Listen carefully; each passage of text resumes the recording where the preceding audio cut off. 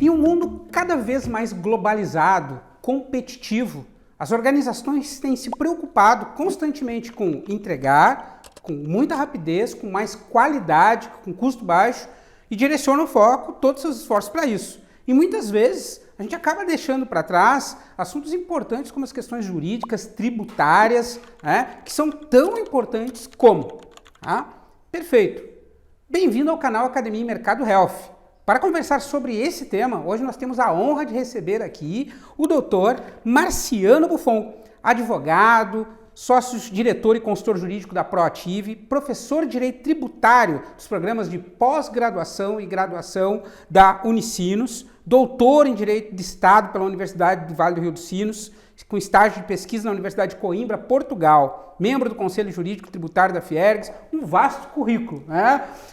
Bem-vindo, doutor Marciano. Muito obrigado pela oportunidade, Jean. Prazer estar aqui com vocês para conversar um pouco sobre a questão tributária que está presente na nossa vida, gostemos dela ou não. Né?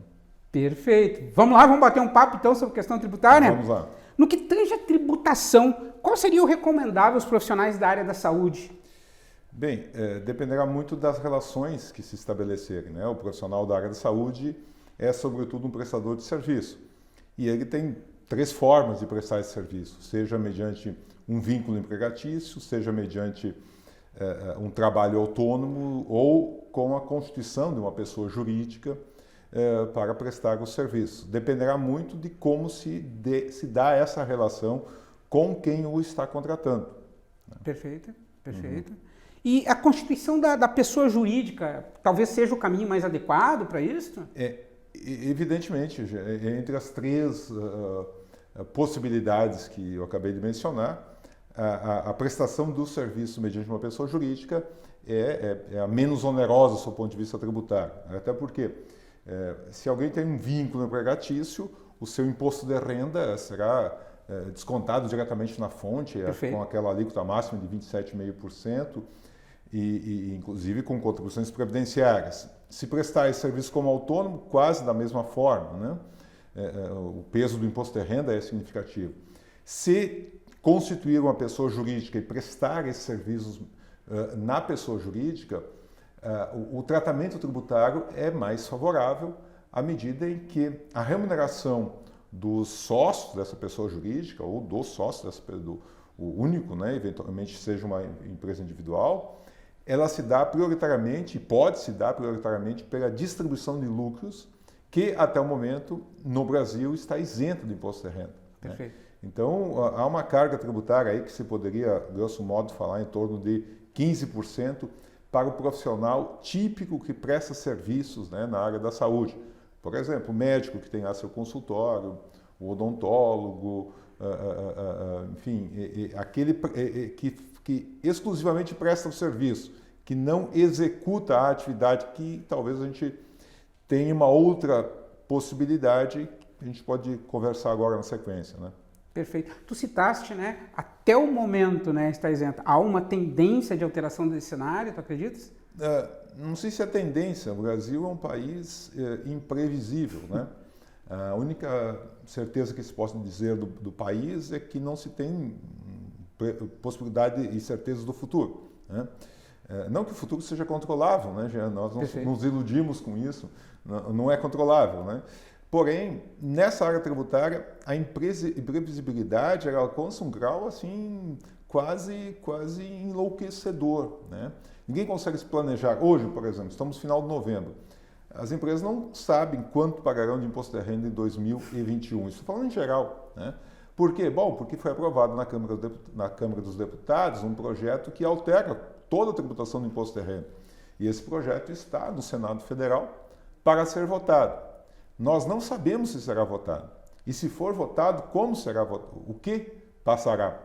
E eu pessoalmente não acredito que o Senado venha a apreciar esse projeto, que entre as alterações justamente passa a tributar a distribuição de lucros e dividendos, né? Entre tantas outras alterações que estão previstas no projeto que foi aprovado recentemente na Câmara dos Deputados. Doutor Marciano, e com relação aos meios de controle do fisco brasileiro, tem se sofisticado? Temos novidades nessas frentes?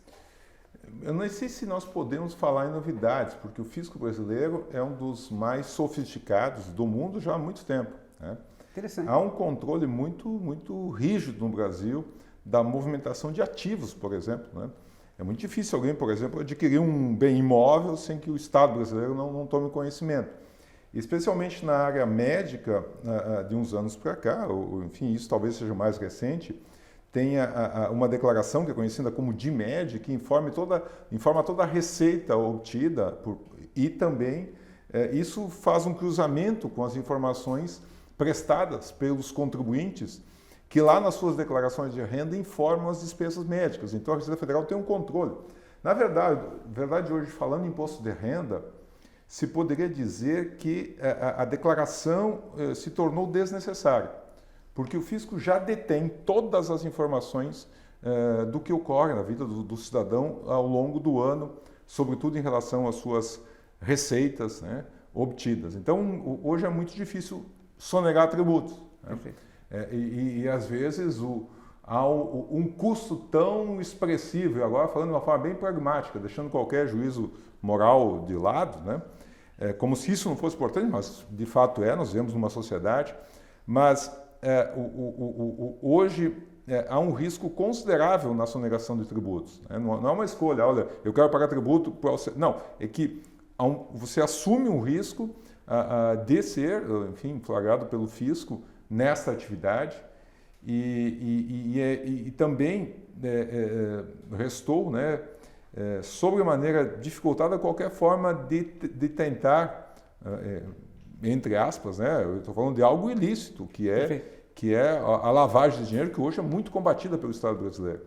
Então, hoje, e isso é positivo para a sociedade, né, afinal de contas, é isso que se deseja, né, de um Estado que funcione para todos, né? Para profissionais que atuam em atividades assemelhadas às hospitalares, né, exemplo da área de anestesiologia, né, como se dá a tributação com base no lucro presumido? Bem, veja, há uma sistemática de tributação da renda, né, que se denomina lucro real ou presumido. O tal de lucro real é o lucro efetivo, grosso modo, receitas menos despesas. O lucro presumido é um percentual que a legislação atribui como um suposto lucro. No caso dos prestadores de serviço, advogado, médico, contador, engenheiro, essa presunção é de 32%. Sobre esses 32%, calcula-se então o imposto de renda e a contribuição social, também tem uma base reduzida. Ocorre que a legislação permite para entidades hospitalares que essa presunção, ao invés de 32%, seja 8%. E isso tem sido entendido pela jurisprudência aplicável naquelas atividades que são realizadas no âmbito de um hospital. Por exemplo, a anestesiologia, né? Mas já há algum tempo isso vem sendo admitido naquelas atividades em que há um procedimento. Às vezes o paciente fica internado um dia, denomina-se isso hospital dia, ou pequenos procedimentos, clínicas oftalmológicas, clínicas ortopédicas. A legislação admite sim, sob algumas condições formais que estão previstas lá, inclusive pela Anvisa, que sejam tributadas como se hospitais fossem. Isso reduz enormemente a tributação, na verdade, de uma forma bem objetiva, reduz para 25% os tributos devidos. E sim, mais recentemente, o entendimento da jurisprudência, portanto, necessária uma ação judicial, os profissionais na área de anestesiologia, né, também estão sendo contemplados com esse tratamento. Perfeito. E para 2022? Alguma recomendação especial no que tange a questão tributária, tributação, começo de ano, com esses novos desafios para as organizações? Bem, especificamente voltado à questão da saúde, claro, se eventualmente uma dessas empresas vinha recolhendo os seus tributos com a base presumida cheia, é possível sim buscar uma readequação e inclusive buscar restituição em relação aos últimos 5 anos. Então, é algo que se recomenda, né? Quem avaliar caso a caso, se for a situação de poder fazer essa opção pelo regime de tributação idêntico a uma entidade hospitalar. E quanto ao que vai acontecer em 2022, nós vivemos a incerteza, né? Então, nós temos que ficar muito atentos e nós, dessa área tributária, acompanhamos essas modificações, essas mudanças, todos esses processos que são muito políticos, né? Que estão acontecendo no Brasil e que influenciam diretamente no que tange a tributação. Me parece que, diante da situação muito clara de déficit público que o Brasil vem acumulando e vem numa crescente, o governo, sobretudo a União, né, fará tentativas de aumentar a carga tributária, né? Há uma tendência que me parece. A questão isso vai acontecer no ano de eleições? Não sei. Eu não vejo um ambiente político de aumentar a carga tributária no Brasil no próximo ano. E aí nós ficamos numa situação delicada, né? E isso, evidentemente, quando nós falamos de tributação, nós estamos falando de economia também. E nós estamos falando de política. Na verdade, são coisas que se conectam, né? Perfeito. Estão linkadas e não tem como desconectar. E aí, clarificou para vocês? Imagino que sim, né? Obrigado, doutor Marciano. Um papo super esclarecedor de um tema que tem uma relevância muito grande para as organizações e, se não bem organizado, pode até quebrar uma organização, né? Esclareceu, acho que, muitos pontos para vocês. Gostaram da nossa conversa?